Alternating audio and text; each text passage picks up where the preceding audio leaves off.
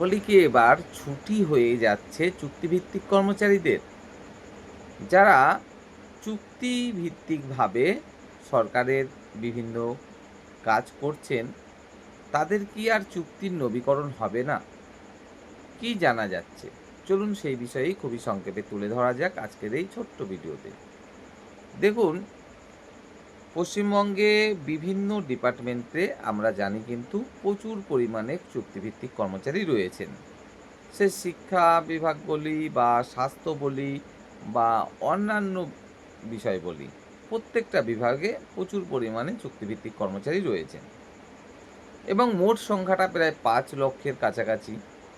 এই যে চুক্তিভিত্তিক কর্মচারীরা রয়েছেন পশ্চিমবঙ্গে, সেখানে আবার রয়েছে দুরকম ভাগ। একরকম চুক্তিভিত্তিক কর্মচারীদেরকে সরকার নিজেই বিজ্ঞপ্তির মাধ্যমে সরাসরি নিয়োগ করেছে।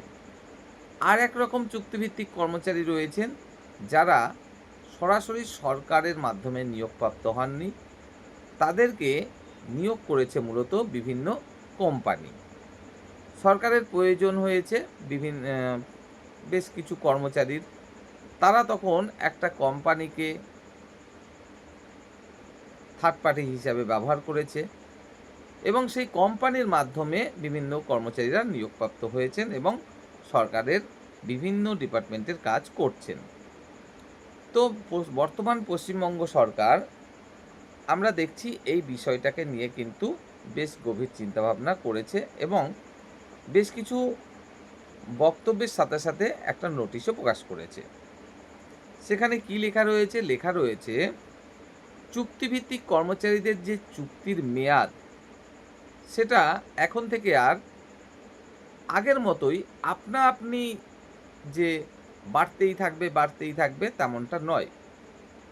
আমরা দেখেছিলাম এই যে চুক্তিভিত্তিক কর্মচারীরা, তাদের মূলত মেয়াদ আপনি ধরে রাখুন ১ বছরের।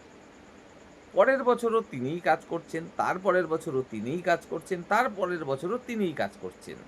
এরকম একটা ব্যাপার ছিল। যদিও বা চুক্তির মেয়াদ ১ বছর। তো ১ বছর চুক্তির মেয়াদ শেষ হয়ে যাওয়ার পরেও আমরা দেখছিলাম সেই একই কর্মচারী কাজ করছিল এবং সেই থার্ড পার্টি যে সংস্থা, তার মাধ্যমেই কিন্তু কাজটা করছিল। বর্তমান পশ্চিমবঙ্গ সরকার এই বিষয়টাকে নিয়ে কিন্তু নোটিশে জানিয়েছে, এরকমভাবে চলবে না। যখন কোনো কর্মচারীর চুক্তির মেয়াদ শেষ হয়ে আসবে, চুক্তির মেয়াদ পুরোপুরি শেষ হয়ে যাওয়ার ৩ মাস আগে থেকেই সেই সংস্থাকে নতুন করে একটা চুক্তির বিষয়ে আলোচনা করতে হবে।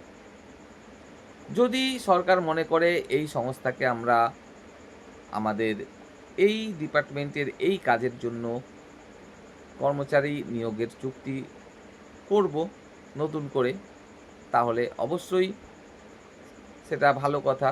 আর যদি সরকার মনে করে যে না, এই সংস্থার মাধ্যমে আমরা আর কর্মচারী নেব না, সেক্ষেত্রে কি হবে? এই যে বর্তমান চুক্তিভিত্তিক কর্মচারীরা কাজ করছেন, তারা তো মূলত সেই থার্ড পার্টি সংস্থার মাধ্যমেই কাজ করছেন। তো সেক্ষেত্রে তাদের কাজ কিন্তু চলে যেতে পারে। কারণ সরকার কিন্তু তাদেরকে সরাসরি নিয়োগ করেনি। তারা নিয়োগপ্রাপ্ত হয়েছেন সেই থার্ড পার্টি সংস্থার মাধ্যমে।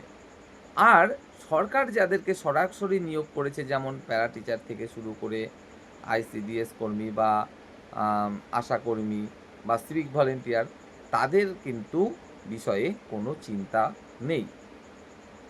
তাদেরকে সরকার নিজেই নিয়োগ করেছে নোটিশের মাধ্যমে এবং তাদের ক্ষেত্রে এই রকম চিন্তাভাবনা কিন্তু কিছুই নেই।